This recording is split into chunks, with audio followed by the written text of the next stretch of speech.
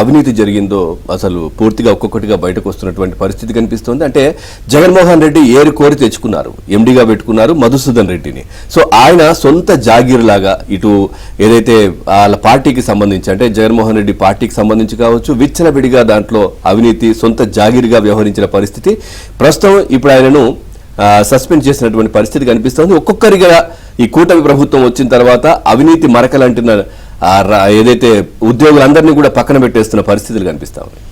చూద్దాం. Fibre net సంస్థను సొంత జాగీరుగా చేసుకుని గత 5 ఏళ్లు చెలరేగిపోయిన మాజీ ఎండీ మధుసూదన్ రెడ్డిపై ప్రభుత్వం సస్పెన్షన్ వేటు వేసింది.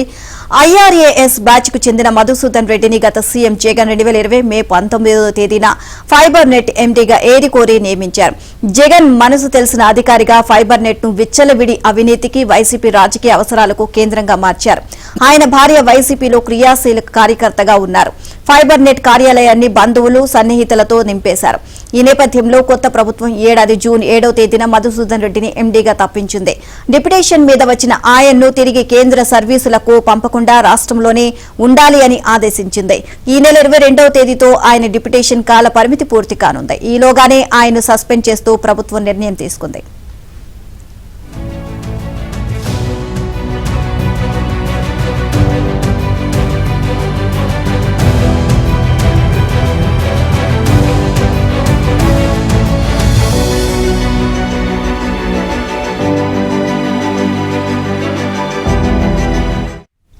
కూడా అనేక ఆరోపణలు ఆయనపై వచ్చాయి. బంధువర్గాన్ని కడప ఎంపీ వైఎస్ అవినాష్ రెడ్డి చెప్పిన వారికి అర్హత లేకున్నా అక్కడ ఉద్యోగాలు ఇచ్చారని, లక్షల జీతాలు ఇచ్చారని కూడా పెద్ద ఎత్తున ఆరోపణలు వచ్చాయి. దీంతో పాటు ఫైబర్ నెట్ ఆదాయాన్ని కూడా పూర్తిగా తగ్గించేయడంతో పాటు కనెక్షన్ల సంఖ్య కూడా తగ్గిపోయింది. దీంతో పాటు ఫీజులు పెంచి తనకి ఇష్టం ఉన్న బ్లూ మీడియా ఛానల్స్ ని ఇచ్చేసి మిగతా ఛానల్స్ అందరినీ కూడా నిలిపివేయటం, వీటన్నిటిపై కూడా ఆయనపై అనేక అవినీతి ఆరోపణలు. దీంతో పాటు కూటమి ప్రభుత్వం అధికారంలోకి వచ్చిన వెంటనే అక్కడున్న ఫైళ్లను కూడా తీసుకువెళ్తున్నారు అని కూడా ప్రచారం జరిగింది. దీంతో ప్రభుత్వం ఏపీ ఫైబర్ నెట్ కార్యాలయాన్ని సీజ్ చేసింది. ఆయన్ను డిప్యుటేషన్ పై కేంద్ర సర్వీసులకు వెళ్లకుండా ప్రభుత్వం నిలిపివేసింది. దీంతో పాటు ఈ నెల 22వ తేదీన ఆయన డిప్యుటేషన్ కాలం ముగుస్తుంది. ఈలోపు టీడీపీ నేతలు ఎమ్మెల్సీ రామ్ గోపాల్ రెడ్డి, పార్టీ రాష్ట్ర అధికార ప్రతినిధి మద్దిపట్ల సూర్యప్రకాష్ వీళ్ళిద్దరూ కూడా ఫైబర్ నెట్ లో జరిగిన అవకతవకలపై వెంటనే విచారణ జరిపి చర్యలు తీసుకోవాలని ఫైబర్ నెట్ ఎండీ మధుసూదన్ రెడ్డిపై సస్పెన్షన్ వేటు వేయడంతో పాటు ఆయనపై సిఐడి విచారణ కూడా ఆదేశించాలి అని చెప్పి సాక్ష్యాధారాలతో సహా ఫిర్యాదు చేశారు.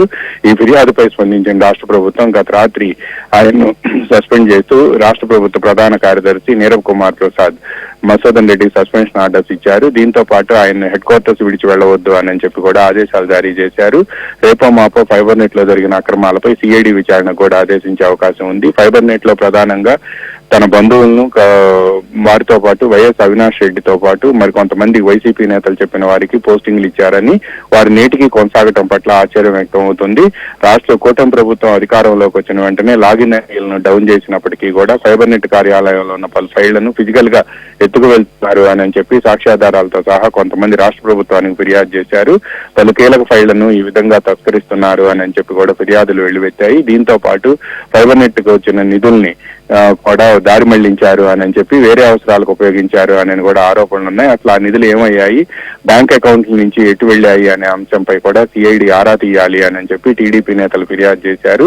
ఇక ఫైబర్ నెట్ కార్యాలయంలో జరిగిన అనేక అవకతవకలకు సంబంధించి కూడా సాక్ష్యాధారాలతో తెలుగుదేశం నేతలు రాష్ట్ర ప్రభుత్వ ప్రధాన కార్యదర్శి నీరబ్ కుమార్ ప్రసాద్ కు ఫిర్యాదు చేయడంతో ఫైబర్ నెట్ లో జరిగిన 2019 నుంచి 24 వరకు కూడా ఫైబర్ నెట్ లో జరిగిన అవకతవకలపై రాష్ట్ర ప్రభుత్వం ఆరా తీయటం ప్రారంభించింది.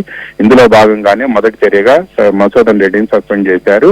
ఈ రోజు సాయంత్రం గానీ లేకపోతే రేపు గానీ ఈ ఫైబర్ నెట్ కార్యాలయంలో జరిగిన అవకతవకలపై సిఐడి విచారణకు ఆదేశించాలని రాష్ట్ర ప్రభుత్వం భావిస్తున్నట్టు సమాచారం అందింది. నీలిమ.